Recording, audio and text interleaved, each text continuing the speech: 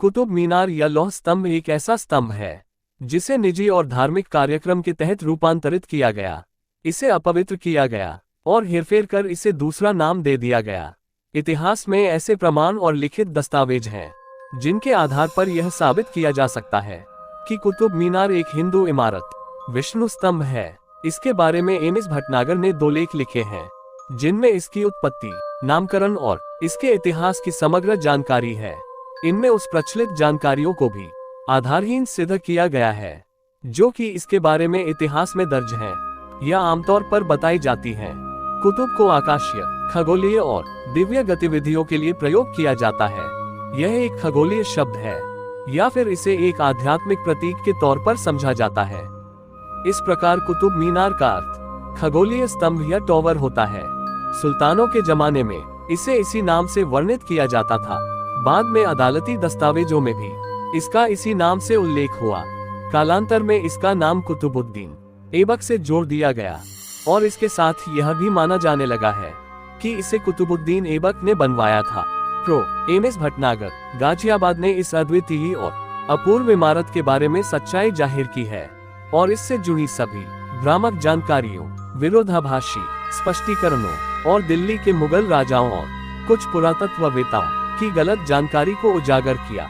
वर्ष 1961 की बात है। कॉलेज के कुछ छात्रों का उन्होंने इतिहास में एक परास्नातक और सरकारी गाइड मार्गदर्शक से सवाल किए जिसके उत्तर कुछ इस तरह से दिए गए।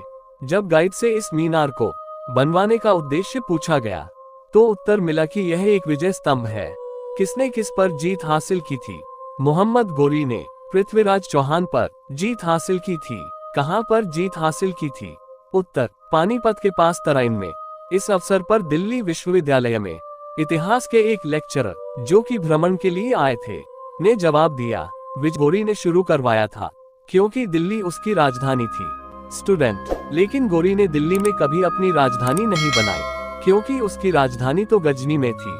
फिर दिल्ली में विजय स्तंभ बनाने की क्या तुक थी? कोई जवाब नहीं। अगर इमारत को गोरी ने शुरू कराया था तो इसका नाम गोरी मीनार होना चाहिए, कुतुब मीनार नहीं। इसे कुतुब मीनार क्यों कहा जाता है? इसके जवाब में कहा जाता है कि इस इमारत का निर्माण शुरू करने वाला कुतुबुद्दीन ऐबक मोहम्मद गोरी का गुलाम था और उसने अपने मालिक के लिए इसकी नींव रखी थी। अगर ये तर्क सही है तो उसने विजय स्तंभ के लिए दिल्ली को ही क्यों चुना? उत्तर है कि दिल्ली कुतुबुद्दीन ऐबक की राजधानी थी। अब सवाल यह है कि इस मीनार का निर्माण गोरी के जीवन काल में शुरू हो गया था।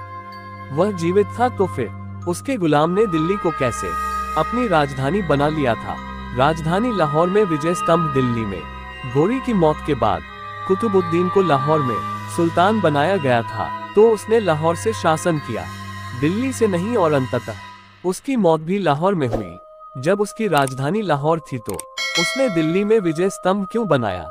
भीड़ में से किसी ने ज्ञान दर्शाया कि मीनार एक विजय स्तंभ नहीं है, यह एक मजीना है।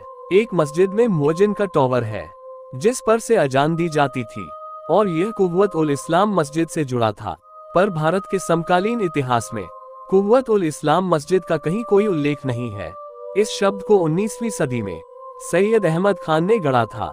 इस बात को लेकर आश्चर्यचकित ना हो कि भारतीय इतिहास में कुतुब मीनार जैसा कोई शब्द नहीं है।